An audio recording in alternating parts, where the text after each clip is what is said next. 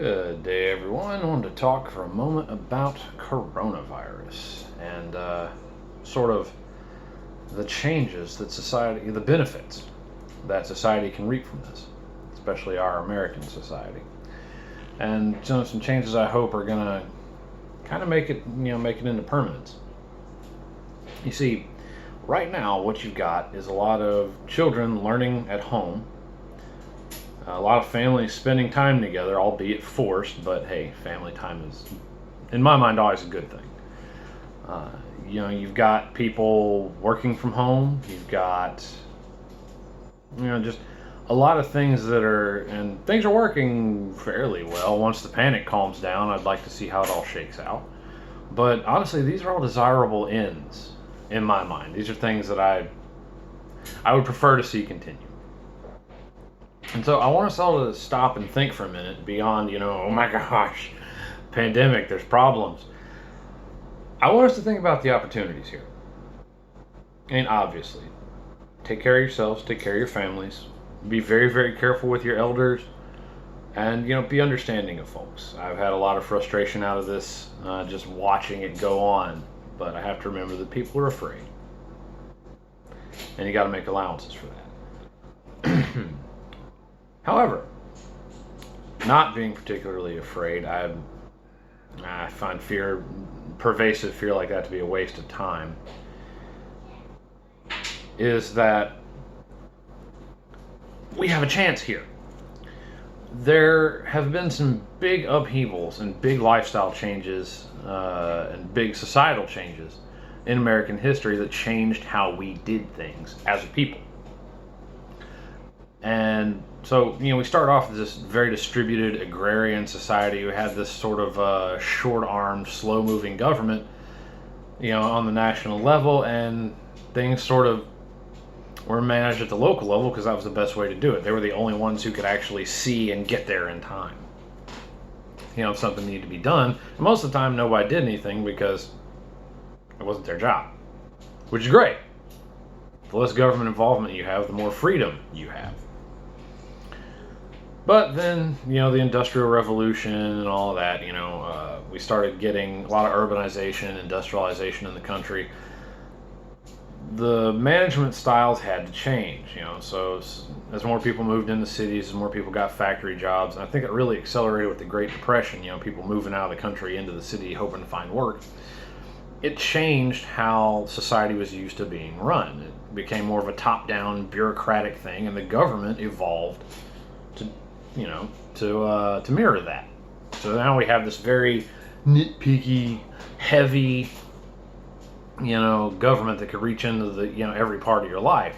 And some of that was needed. You did need more government involvement with these factories and all that, after what guys like Upton Sinclair bring to light about, dangerous working conditions and where people are just being butchered but no one cared. That all needed to change. No argument. But after, coming into the last 30, 20, 25, 30, 35 years, we're in the middle of another change, but there hasn't, we've changed to an information age economy, this whole gig economy, this internet-based thing, all this connectivity we have. It should have changed the way we're doing work and business for a lot of people, and school even, if you want to, that why are we still doing it like we did in the 50s where everybody has to go and collect in a place to do work that they could have done from their home with, minimal equipment investment? I mean, I'm pretty sure it'd be easier to pay for high-speed internet and a VoIP phone for your, for your employees than it is to maintain a building, for instance. So, like I said, each of these, the previous ages required, or, the previous big shift like that required a big problem. It required a crisis, which conveniently happened about 100 years ago in the 20s. So, hey, maybe this is our big crisis where we get to change the direction of things. And I find that this could have a lot of great impacts. More people working from home means more family involvement. It means more time for parents to raise their own children and to teach them the things they want them to know. It means that maybe we can see more homeschooling because, frankly, the government-run education has been a dang disaster. See the rise of communism because we just got done defeating it on the world stage and then we started raising kids to believe it was all right. Anyhow. So, I said, maybe we can start educating our own children, spending more time with our families, not working all this time away from home, having to, send our kids to daycares where people don't care about them. We'd be able to strengthen our family ties, rebuild our social fabric a little bit. Maybe, since people don't have to go downtown into their office building or, whatever, they can do this work from home. Now, I understand. A lot of the service, blue-collar economy, and, those kind of things, you have to be in a place to do the thing. So, okay.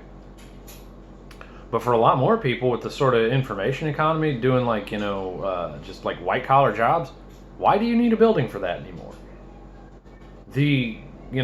Our communications technology has evolved to the point where there's really no need.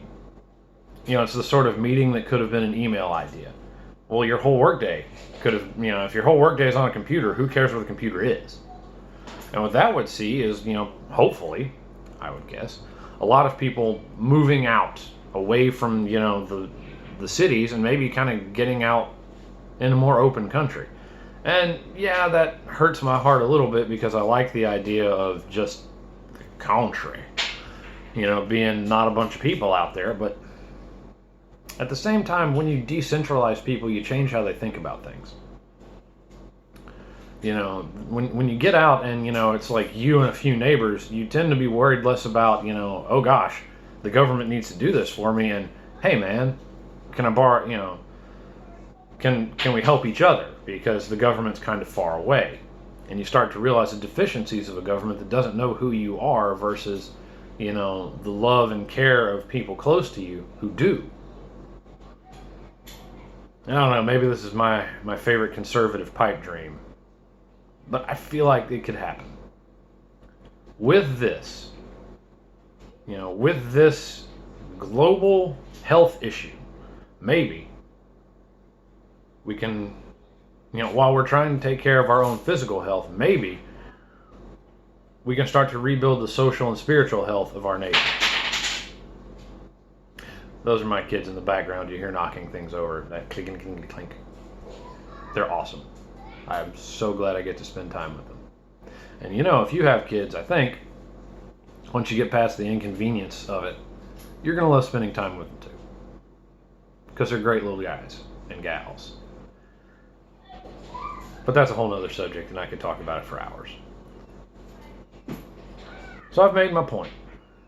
I hope that it is something that, makes you think, and maybe we can get together on this and start, kind of a movement. I'm not usually a movement guy, but I think this is something I would move for. So, be safe, be careful, and use this time. Make a change in your life, and maybe we can help other people make a change in theirs. Thank you so much for listening. See you next time.